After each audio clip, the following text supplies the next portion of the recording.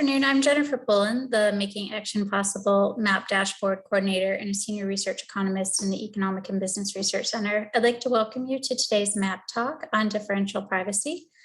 Before we begin, and I turn things over to Dr. Djordjevic, I would like to go over a little bit of details regarding today's webinar. The MAP talks are all recorded, so we'll record this, we'll post it on the MAP Dashboard website later, probably by tomorrow morning. We'll be in conference mode, meaning everyone will be muted except the presenter, and we'll have a question and answer session at the end of today's MAP talk. You can ask your questions by entering them into the Q&A box at the bottom of your Zoom screen, or you can also email me at any time at jkanipe, JKANIPE @arizona.edu, and I'll facilitate questions at the end of today's presentation. We'd like to thank the MAP sponsors. Our community sponsors, our sustaining sponsors include Tucson Electric Power, the Thomas R. Brown Foundation, and the Freeport-McMoran Foundation. Without their financial support and our partner support, the Community Foundation for Southern Arizona, Pima Association of Governments, Southern Arizona Leadership Council, Sun Corridor, and the University of Arizona, events like today's MAP talk would not be possible. We'd also like to acknowledge our media sponsor, the Arizona Daily Star. We publish 2 MAP features each month in the Star. We publish a business feature the last Sunday of the month, so yesterday, on the front section of the business section, you can find the front page of the business section, you can find a MAP feature that's typically economic kind of related, economic activity related. And then the first Monday of each month, you can find a health feature on the front page of the health section. And with that, I'd like to turn it over to Jason now, invite him to share his screen. And we're really excited to have you here today. Thank you for joining us. Can you screen share? Thank you. Thanks, Jennifer, and thank you all for being here this afternoon for today's talk on differential privacy and its effects on communities of color across Southern Arizona. My name is Jason Djordjevic. I'm an associate professor of practice in the School of Geography, Development, and Environment at the U of A. Before I get into the talk, I want to thank Jennifer and George, as well as all the community groups, funders, and collaborators with respect to the Making Action Possible program. This research was made possible through a white paper grant, and so I'm grateful to MAP for supporting this work.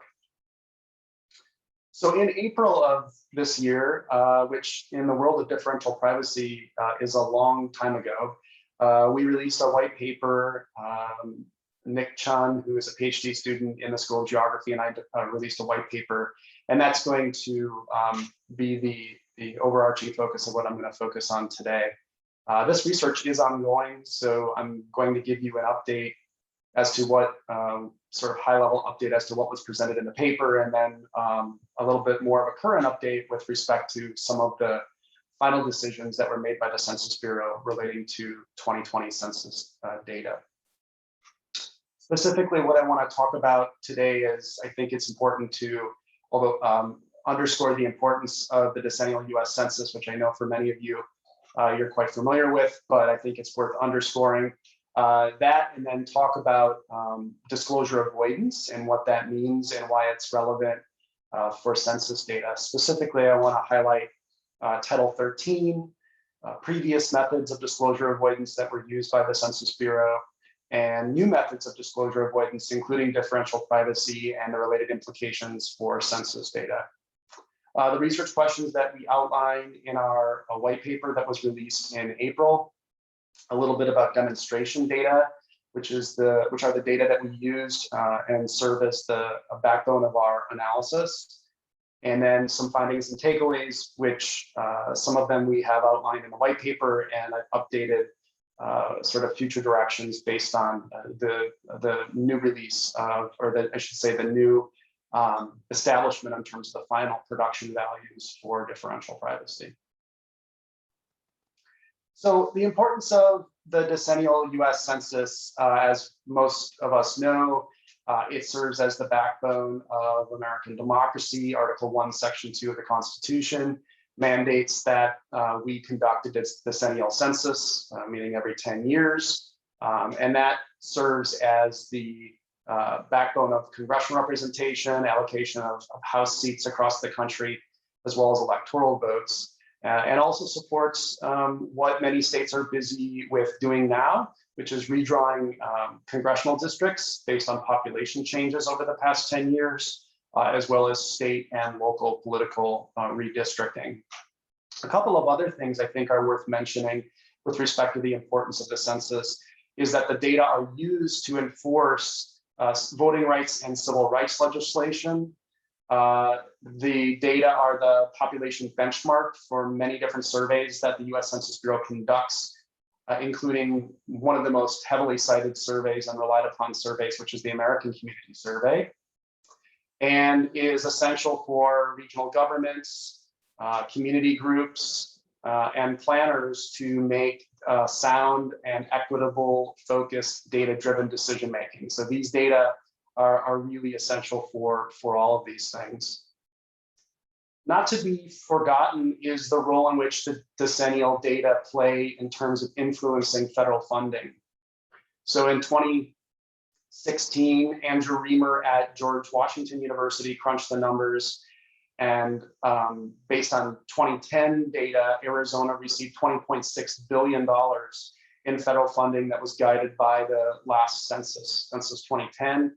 I know the image on the right is hard to see, but that's basically a delineated breakdown in terms of the federal program and the dollars that were associated with it from Census 2010. That works out to $3,000 in federal funding per Arizonan per year. So disclosure avoidance, really, in order to really have an exhaustive discussion about disclosure avoidance, it's necessary to talk about Title 13. And Title 13 is a mandate to the US Census Bureau that the US Census Bureau protect and ensure that all census data remain confidential. It was implemented in 1954, and since then, the US Census Bureau has relied on traditional methods of disclosure avoidance to make sure that those data remain confidential. What's interesting is if you look back at the traditional methods, some of the methods were in place prior to Title 13 being implemented in 1954, including the 1930s when the Bureau started sharing some small area data.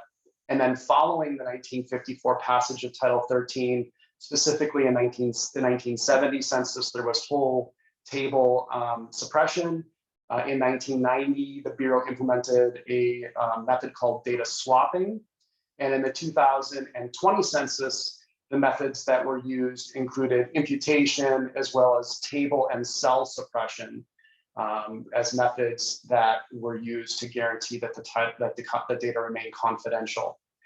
One of the limitations of these traditional methods of disclosure avoidance is that the parameters or the effects of these methods on the data was really unknown to data users. We didn't have a sense of the degree to which these methods affected data at various geographies. So that is definitely a limitation regarding disclosure avoidance in more traditional metrics.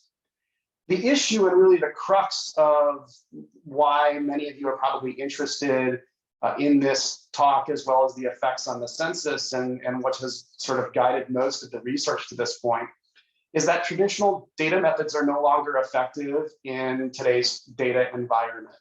The availability of high-powered computers with the availability of public data and multiple data sets allow the potential for people to potentially identify individuals in census data. To this point, the US Census Bureau actually did their own internal analysis of this, and they were able to re-identify the age, race, sex, and location down to the census block of about 220 million Americans from the most recent, the 2010 census. So this was really the impetus that the Bureau had put forth as a justification for why there needed to be more modern forms of disclosure avoidance to be implemented in the 2020 census. And that's how we get to really one of the main reasons, or I should say the main mechanisms of a modern disclosure avoidance, which is this concept called differential privacy. And this is a very technical topic. I'm going to keep it as high level in this talk, just so everybody has a sense of what it's about, how it will affect the data, and how we go forward. So fundamentally, what the Bureau has decided and what they've done is to protect individual privacy in the 2020 data in two ways: implementing differential privacy, as well as publishing less available data. And those are the two methods that they're using with the 2020 census. Again, the white paper, we go into this in more depth, but differential privacy in its simplest form involves injecting noise or error into the publicly available data in order to make it more difficult to potentially re-identify or identify, I should say, individual respondents. The cost is that when you introduce noise or error into the data become less accurate.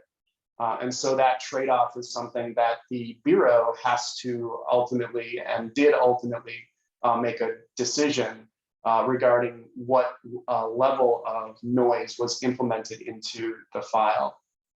I guess one of the examples before I get to the next slide that I've been using as a way to sort of ground this somewhat nebulous concept, and that we talk about in the white paper, is that differential privacy, I think, maybe is best understood in terms of the puzzle game Sudoku, where you have a user's attempt to solve a set of numbers based on a combination of available numbers, and if you manipulate the degree to which those numbers are either readily available or not, it can be somewhat easy or extremely difficult to impossible to potentially identify what those numbers would be.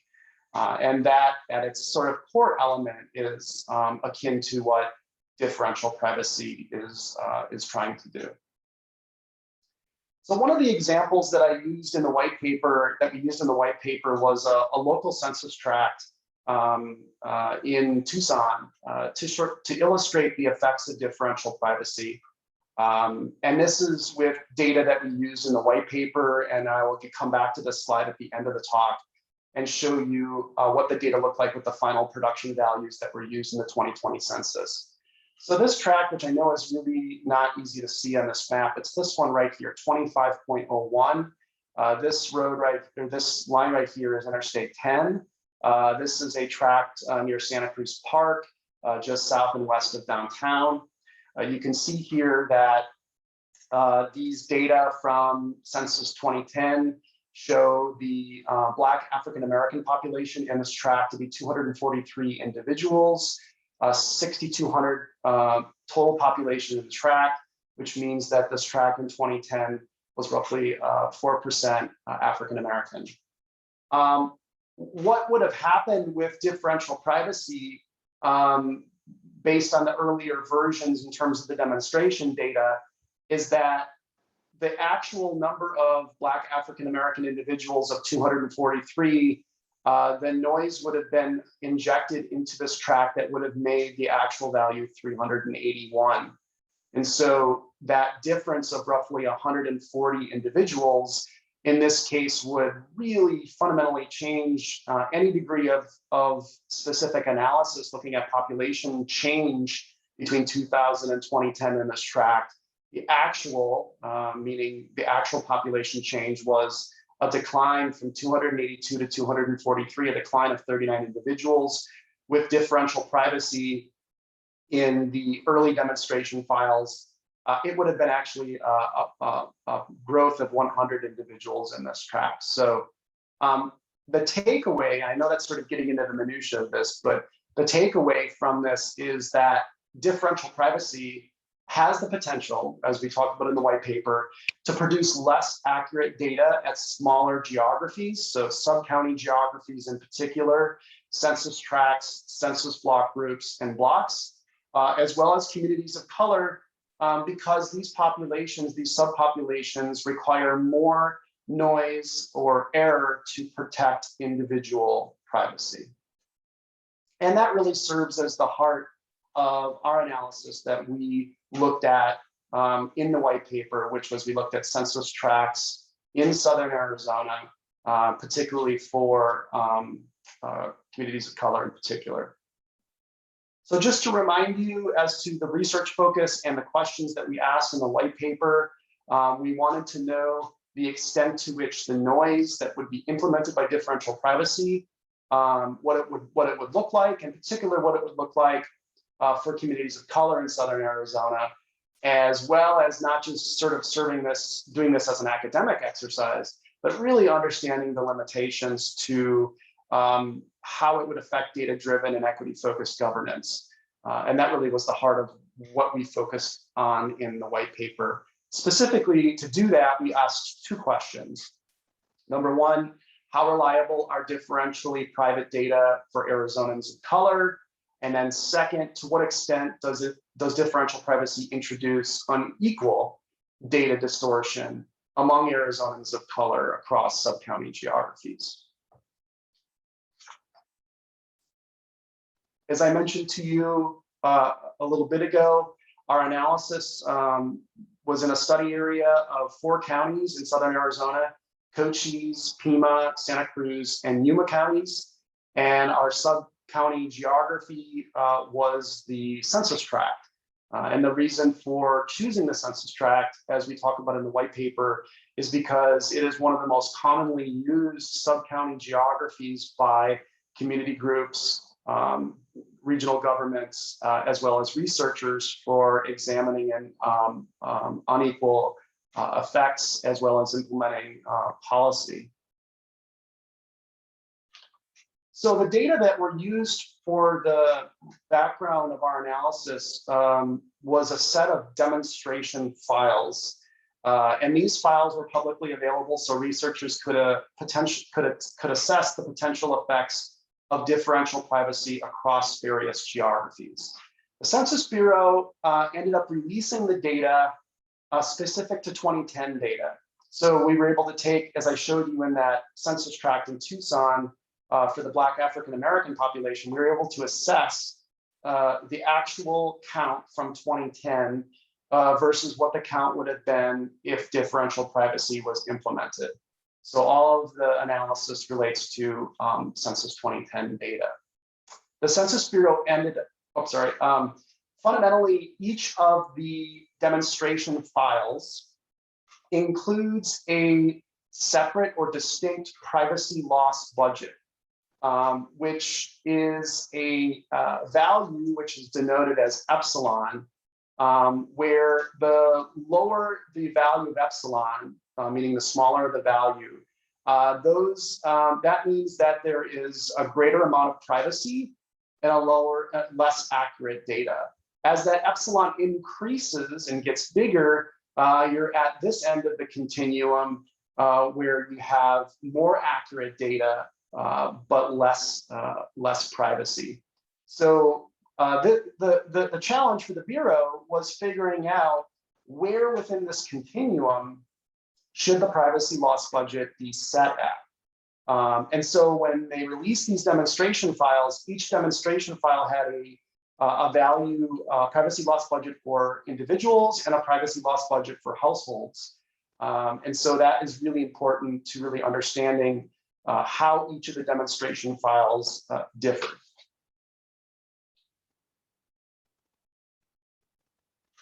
So the privacy loss budget is the maximum amount of privacy loss that was allowed across the 2020 census data. As I just mentioned to you, as the PLB increases, you have more accurate data and less private data. The Census Bureau ended up releasing 5 total demonstration files, and they look like this.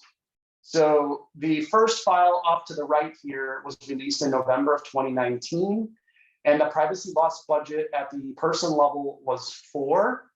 And that privacy loss budget remained consistent all the way through April of this year, when the Census Bureau released 2 demonstration files, a privacy loss budget of 4 and a privacy loss budget of 10.3. This one surprised a lot of us working in this area with respect to differential privacy, that 4 had been the level, the privacy loss budget for all of these files until April of this year. And then it jumped to 10.3. And then the final production value that was used for 2020 data almost doubled from what was set in April. It jumped to 17.14. So again, one of the limitations of the analysis that we focused on in the white paper is that the data that we were using as the benchmark of our analysis were much more private and much less accurate data than what was used or what was ultimately decided on in the 2020 census. So because of that, I'm going to show you the tables in the end of the presentation from our white paper, and that are based on a privacy loss budget of 4. And then I'm going to show you a table, the same table, where we reran the numbers with the privacy loss budget that serves as the basis for the redistricting data that we released 2 weeks ago. One more caveat regarding the data, which is really important, is that the privacy loss budget also varies by census geography. Again, I know there's a lot of numbers on this next table, but it really is important, especially not only for our analysis, but for anybody using 2020 data at various geographies. I think it's really important to keep this in mind. So this is the same table as you saw previously here at the top. And then these are census geographies as to how the Bureau allocated the privacy loss budget.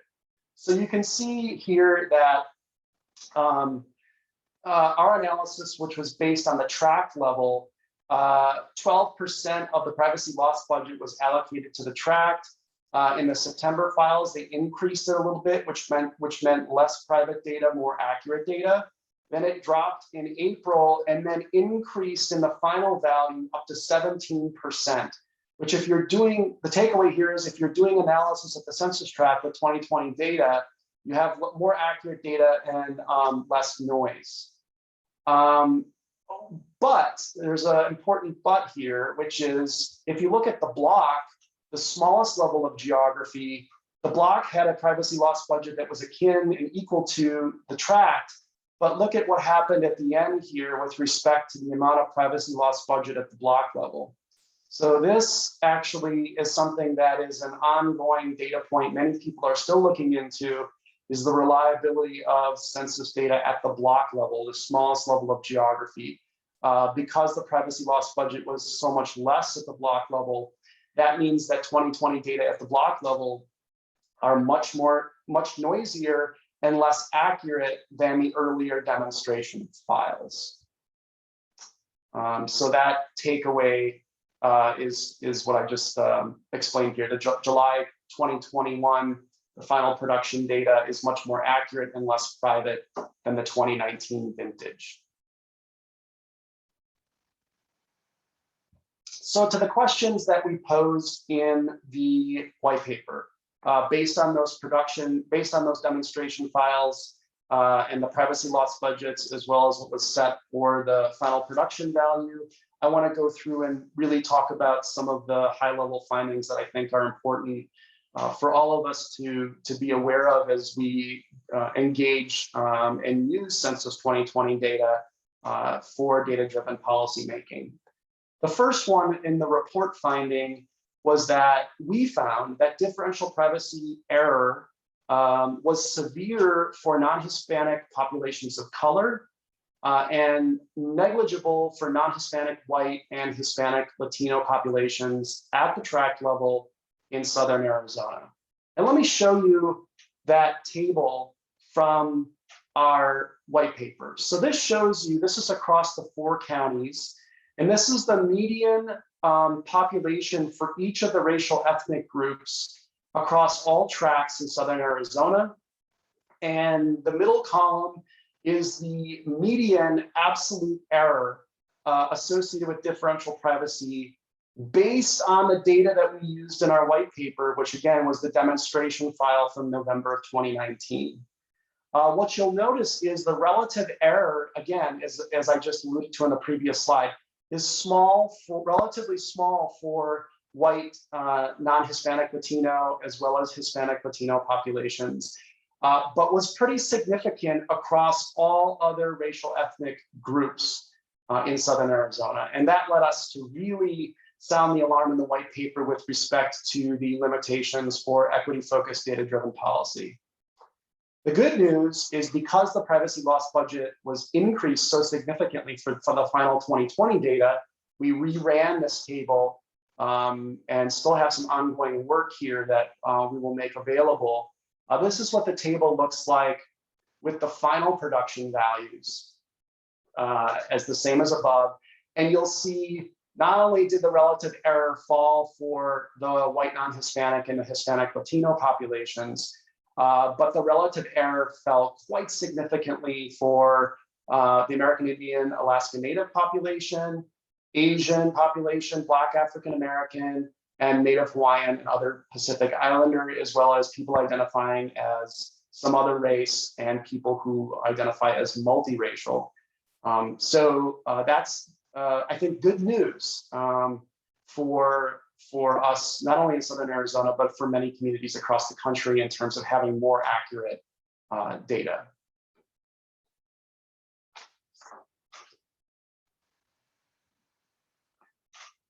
And then two additional findings I think that are important for this question are how reliable are going back to the same question, how reliable are differentially private data for Arizonans of color?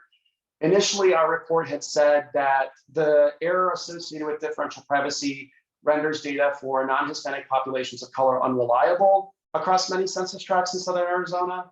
And we had serious concerns about realizing data-driven, equity-focused governance with respect to the fact that the privacy loss budget was so low with those with the November demonstration file. I know there's a lot of numbers on this slide, but we basically took our analysis and we broke it down to looking at the error for each county in Southern Arizona. So it's the same table as what you saw before, except we did the analysis for Pima, Cochise, Santa Cruz, and Yuma counties. And again, these numbers should look similar to what you saw on the previous slide, where you see pretty significant error values for American Indian, Alaska Native, for Native Hawaiian and other Pacific Islander, as well as people identifying as some other race and multiracial populations. When we crunch the numbers with the final production values, again, you see something similar to the trend that I showed you in the previous slide, where the errors have dropped quite significantly in using the final production values from the 2020 data. I think the one way to look at this is, if we look at the Asian population in Pima County, back in with the November data, it was the median value was 78 individuals, a relative error of 14%. Obviously, the median value doesn't change, right? Because that's still based on the actual data from Census 2010, but the error dropped to 2.6%, a remarkable decline in between these values. So this should give us some greater assurance regarding increased accuracy regarding the data. One caveat, though, is that although the error is significantly reduced, it's not eliminated. And what we know is that the error will vary by jurisdiction. So although the error for the Asian population in Pima County is 2.6%, in Cochise, it's 6.8%, and in Santa Cruz, it's 6.9%, and the highest actually is in Yuma County, where as a result of having a smaller share of the population that identifies as Asian, the error is actually notable and would be an important thing for people who are working in Yuma County to take a look at. So that is an important takeaway that I think I'll reiterate at the end of the talk. The second question was, to what extent does differential privacy introduce unequal data distortion among Arizonans of color at sub-county geographies? Our findings here were that the population size, as well as race ethnicity, and really not urban-rural status, are statistically significant factors that drive differential privacy error. Our initial analysis also found that 55%, more than half of all census tracts in Southern Arizona, had at least one racial or ethnic group with severe data distortion. Unfortunately, I didn't have a chance to update these data with the final production values from 2020. But if you're interested, I'm going to just show you kind of how our analysis played out with respect to this. In the coming weeks, we may be able to update the data tools for people to access to understand the limitations in and around Southern Arizona. In the report, you'll find a map for each of the counties. Again, this is based on the November data from 2019 with an error index that fundamentally highlights certain census tracts that had high noise-induced error for various racial ethnic groups. Again, what we want to see now is what this error index looks like for the final production values, and we're in the midst of updating those data. The other thing I want to point you to is we have an interactive data dashboard that's available for all 4 counties down to the census tract level that allows you to go in and basically look at it tract by tract instead of looking at the static maps. And again, these are the old November production values, and we're going to try to update this in the coming weeks. So let me go back to kind of wrapping this up before we open it up for questions and discussion, and as well as talking about some of the takeaways. Remember this on-the-ground example that I gave you earlier, where the 2010 actual for the Black African-American population in the census tract in Tucson was 243, and with differential privacy, it'd be 381 based on that November 2019 privacy loss budget. Look what the number looks like with the final production value. The differential privacy is 244. It's 1 off of the actual count, which means if we were assessing population change between 2000 and 2010 for this tract, we would have a much more accurate analysis for this census tract, given the fact that the privacy loss budget was much larger for the final production value used in the 2020 census compared to earlier demonstration files. So here are the takeaways, I think, for moving forward, and especially mindful of the fact that this is a pretty technical topic, and has been one of the challenges in terms of researching and communicating the importance of it across our communities.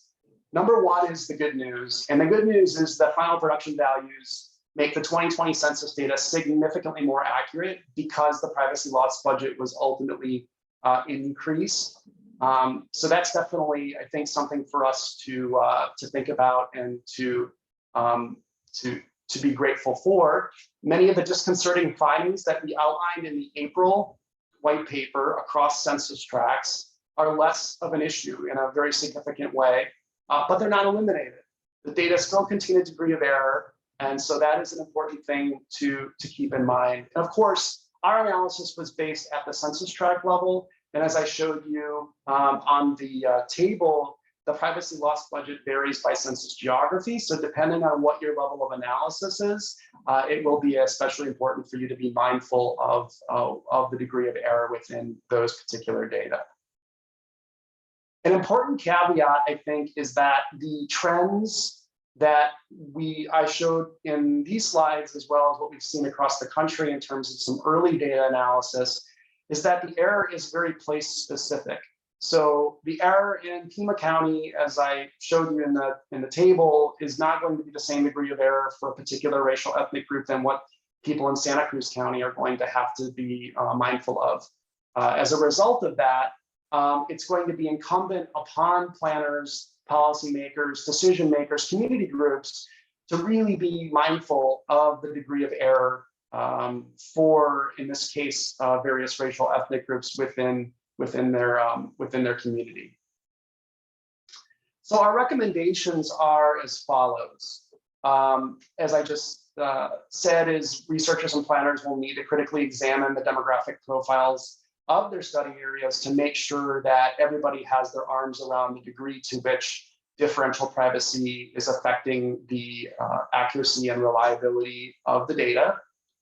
And as we wrote in the white paper, this is a little bit challenging for many people because this is an incredibly technical topic, and it's difficult to convey to novice data users in particular with respect to the implications and effects on census data.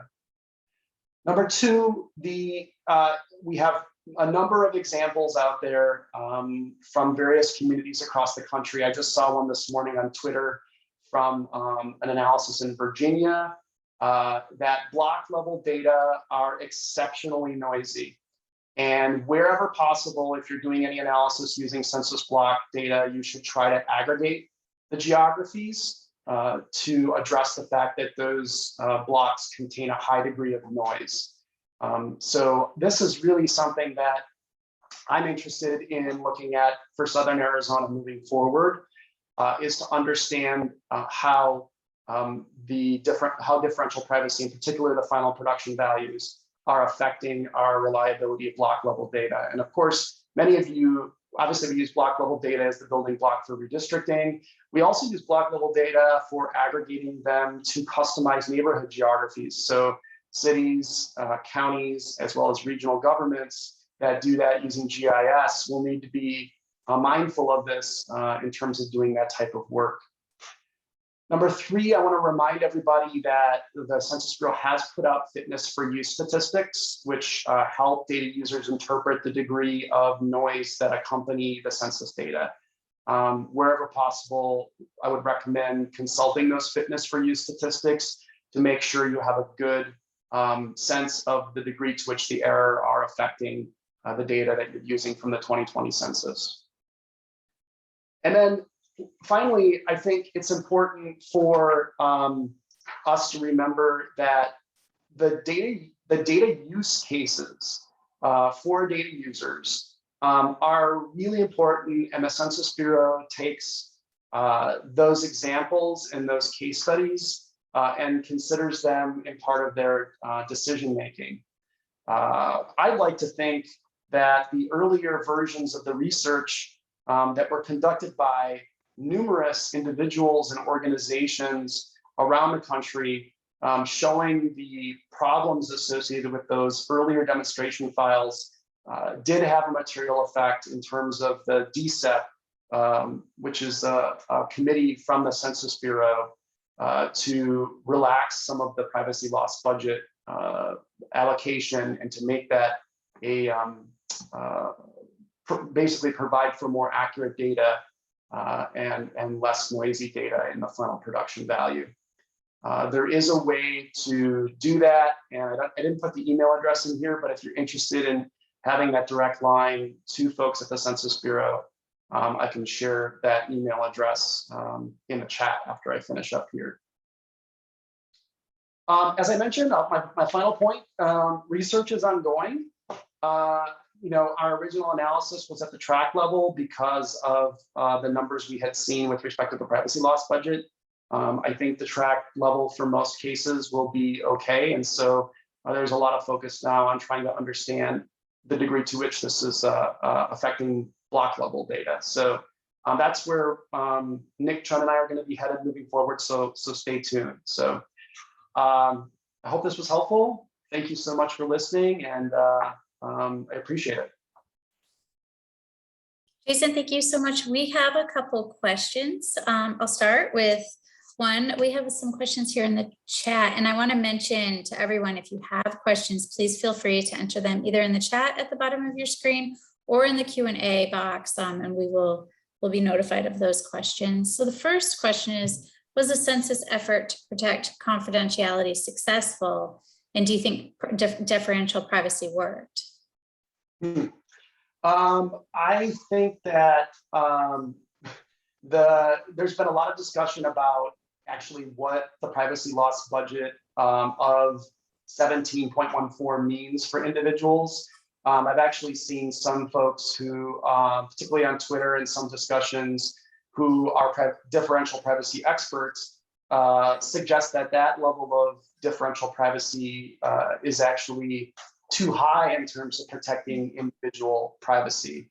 But of course, the numbers that were used in the early demonstration files for many purposes, for many data users' purposes, were just too strict with respect to ensuring accurate data. So I think ultimately the answer to this question ultimately lies with the Census Bureau's internal analysis in terms of assessing the risk to which individuals would be private. And I'm presuming that that level at which they decided, right, 17.14, was in their estimation, based on that continuum, the best decision for doing what the Census Bureau needs to do, which is make social demographic information available about our communities to the American public, and doing it in a way that also ensures that the data remain confidential under Title 13. So,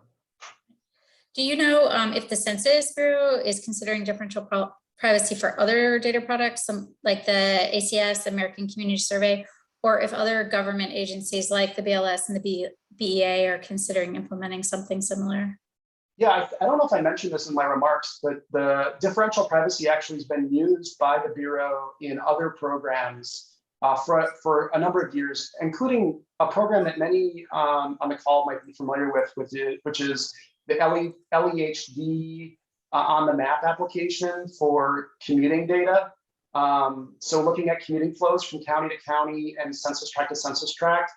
The on the map application has used differential privacy for a number of years. And the Bureau initially said regarding the American Community Survey that a decision on the ACS as to whether differential privacy would be used wouldn't be decided until 2024 or 2025. Then earlier this year, there was a meeting, which is an organization that I'm actually affiliated with, which is the American Community Survey Data Users Group, where the Bureau said that they were looking at plans to implement fully synthetic data for microdata coming from the ACS. If any of you use PUMS data, that would be fully synthetic data. There was a major outcry by individuals and organizations following that announcement. And now the Bureau's official position is that there's no official timeline regarding whether the ACS will include fully synthetic data and or differential privacy. So I guess I would say to all of you, I know I'm going to stay tuned, and I would recommend you stay tuned as well. We have a question that was wondering if you've considered looking at the error introduced for age groups.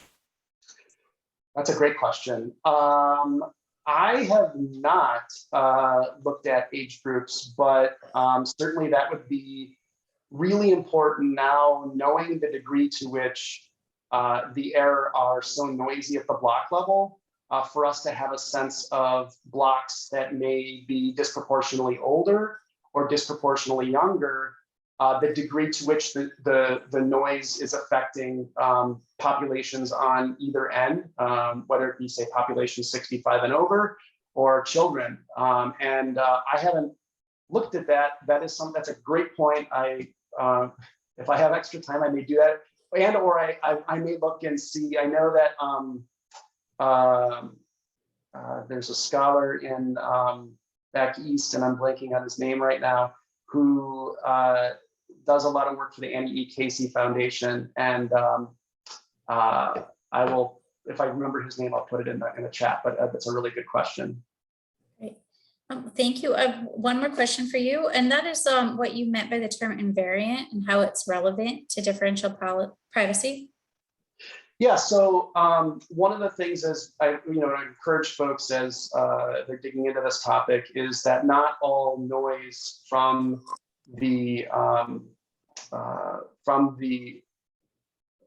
not all data from the 2020 census will have noise in it. There will be, and there are some data coming from the Bureau where the enumerated data are reported without noise or error, and that is referred to as invariant data.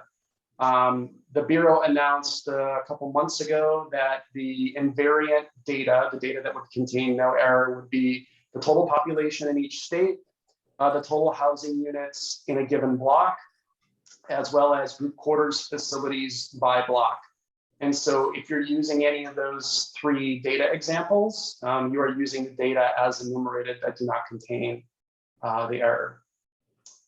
And I'm also noticing Jim Chang's comment in the chat, mentioning that the published 2010 data are not necessarily actual data, as there was noise implemented through this disclosure avoidance system. Great point, Jim. Thank you. Thank you. Yeah, the 2000 data and the 2010 data, as I mentioned in the beginning of the chat, included data swapping, imputation, and other traditional forms of data of disclosure avoidance.